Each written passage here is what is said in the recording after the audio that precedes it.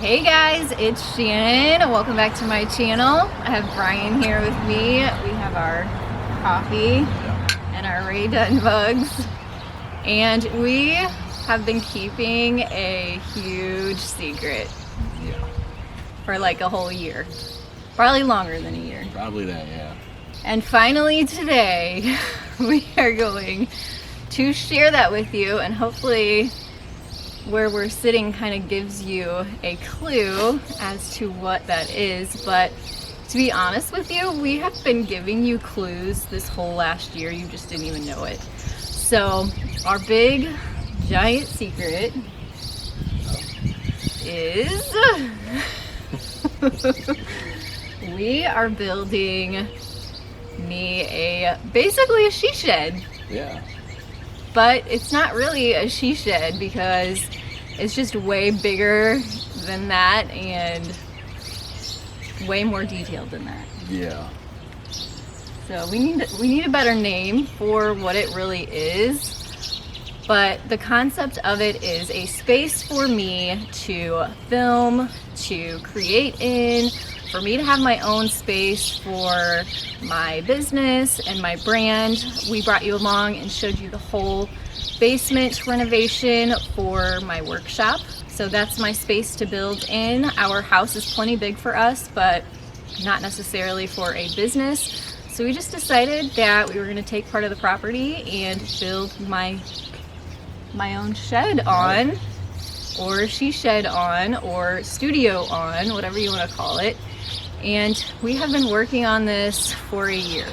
We probably came up with this concept over a year ago. Like, we started talking about, is this something we want to do? Getting ideas. And then that was our first big clue to you guys. Back in, June 21st, we asked you all on Instagram for some positive vibes, for some prayers, because we were going into a big meeting with the city to get this approved, and that was a whole story in itself. Yeah, that did not go quite as planned. But no, that was scary. They actually denied us initially and closed the meeting, and Brian right here came to save the day. He basically made them reopen the meeting, pled his case. They approved it, and we got the permit. Yeah. But it initially we didn't know what we were gonna do. I think our hearts sunk. It was something out of a movie where they basically say, no, moving on, because we wanted a pretty big shed. Yeah. It's not small. It's 12 by 12, little over 12 foot wide by 25 foot long, so it's a good sized shed we were asking for. So that was scary, but I did post a picture on Instagram of him and I, and it said we were celebrating, and then we thanked you all for your positive thoughts, which you guys were all so gracious with. So that sort of kicked off the process of this actually coming to life. Oh, and then right after that, I had posted a picture on Instagram. If you're not following me on Instagram, make sure to go do that. You can find me at TheDailyDIYer, and I'll link it down in the description box below. Because like I said, we have been giving you guys hints along the way, and I always put sneak peeks, previews of things that are coming up. So even if you're just new to following me on Instagram, you can go back and see those too. But I posted a picture of a stake in the ground painted pink, and that was basically us choosing the location of the shed. So we staked it out, and that was like the first big thing we showed you guys about actually like location and what we were doing. I also posted a picture of our sidewalk from the house to the shed, the detached shed. We had a long sidewalk that ran through the whole backyard, and that basically ran through where we wanted the shed to go. So there's a photo on there of the concrete being busted up and a wheelbarrow full of concrete, and that was basically us making room for the foundation of the shed. We actually broke ground on August 18th last year. So like I said, this has been a long process. And there's a photo of Carter with a shovel next to the footing. There's also a video on Instagram of rock being put into the pickup truck, and that was after we dug the footing. We had to put vapor barrier down, we had to put rock on top of that before we could actually have concrete poured. And the whole process of digging a footing, we basically did a lot by hand. There was electrical that ran through where we were digging. You actually found it the hard way. We thought it was a conduit, and it was not. No, so he basically took a shovel right through the wire. Yeah. And got a nice jolt, so that was scary. Which is why we were hand digging, so we could avoid that. Yeah, and the sewer, we still don't know where the sewer is. Yeah. It's supposed to run through here, but so no, we never did find that. But we did eventually end up renting a auger. What is that called? Ditch witch. A ditch witch. And did a lot of the work. We had to dig down 30 inches. And a lot of it was by hand. We were disgusting and gross and muddy and exhausted. And even with the ditch witch, we still had to dig out what it left behind. It was rough going. So we finally got that done, got the vapor barrier down, got the rock on top. We were ready for concrete. And literally that weekend, we had a monsoon. We had 9 inches of rain. Yeah. It was something ridiculous. It was about 9 inches of rain. We had, basically what happened is the footing filled up with water and caved in. So all of the work we had done was for nothing. We lost everything. I posted on Instagram pictures of the basement because the basement flooded too. And my workshop, my wood shop at that point was not even a month old. And we were tearing it apart. We had to do so much work to the basement. And I even got on Instagram stories and sort of was really upset. And I was more upset about the footing than I was about the basement because I knew we could handle that and take care of that.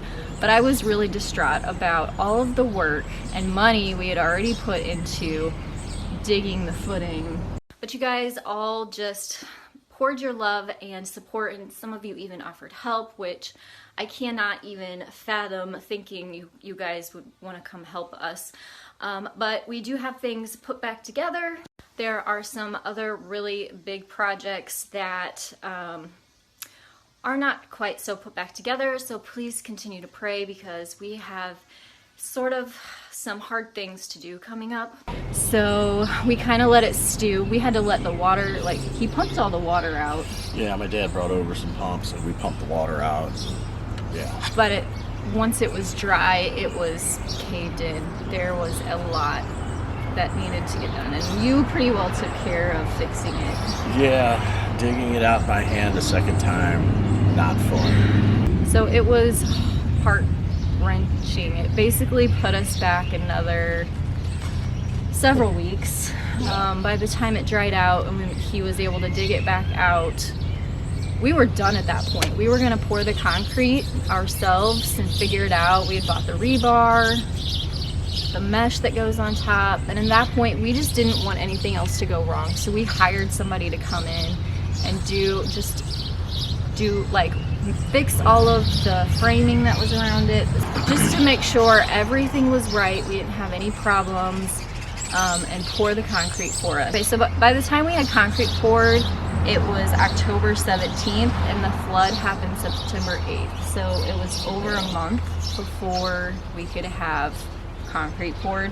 And at that point, it was already the end of October and it was getting into my really busy season with fall and Christmas, and the kids' school was busy. My daughter was in cheerleading. It was just a very hectic time. And it was also getting cold. It got really cold really quick here. We had a really long winter. And so we just left it. We basically had a concrete pad for months. Brian surprised me when I hit 100,000 subscribers. He took a shovel and dug out 100 on the pad in the snow, and I actually posted that for you guys too. So you saw the pad just covered in snow, and you actually got to see the concrete slab throughout different things. Like Carter has been playing on the pad a lot, like with sidewalk chalk and a scooter, and we've been out here in stories. So you've seen it, you just didn't know what it was. We didn't tell you what it was. So we basically had a slab up until this week.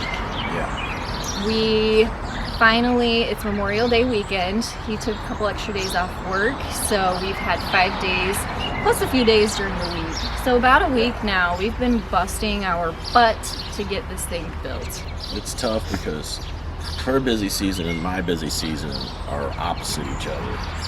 I'm busy throughout the summer with my job, and she's busy throughout the winter. So the timing just really is no good. It's been hard to get it sort of coordinated. We spent this week building trusses, which took extra steps because we're staining them so we can have exposed beams. So that took a lot of extra work, sanding and staining. This weekend we have been framing, and finally we're seeing this come to life. Like, we're in it and we have walls up, and you see where windows and door openings are going to be. So it's really, really cool to see finally this coming to life. We want to bring you guys along with us. So no, this is not going to be a tutorial on how to build a shed. We are not pros. No. This is all DIY. This is all learn as you go. Take your knowledge and make it work for you. But I do want to bring you guys along so you can see the process. It's really cool to see walls being lifted up, roof being put on, and then specifically the inside. I will have a lot of finishing tutorials, like laying flooring. There's going to be an office, so how I organize the office space. So I want to do a whole video on concept of this, a whole video of a haul. We have bought so many awesome things to put in here, like reclaimed things, old historical cool things. Of course, it's going to have the farmhouse vibe to it, but we also wanted it to have a lot of character. Our home is 100 years old, so we want it to sort of mimic that and still have the history in it. So we found some amazing finds to put in here and to work into the design. So I do want to give you guys a quick look at what the space looks like, or the backyard looked like before anything. Basically just a backyard, and then what it looks like now, and then make sure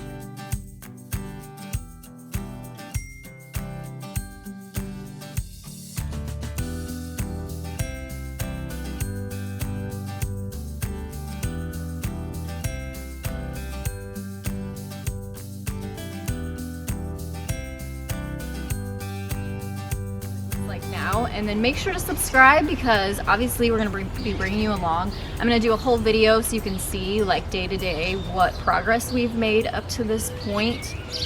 And so subscribe and stick around. You can also follow me over on Instagram, because like I said, you've seen what's going on, just not in detail. And I will link that down below. Facebook too, you can follow me over there. So we're excited. It's finally finally happening. It's been a lot of work, but it's been worth it. It's amazing. So thank you guys so very much for watching, and subscribe, stick around, and join me, because I will still have my normal Monday, Wednesday, Friday tutorial schedule. And make sure to hit the bell too, so you get notified when my videos go up and go live. Thank you guys so much for watching. We'll see you next time. Bye.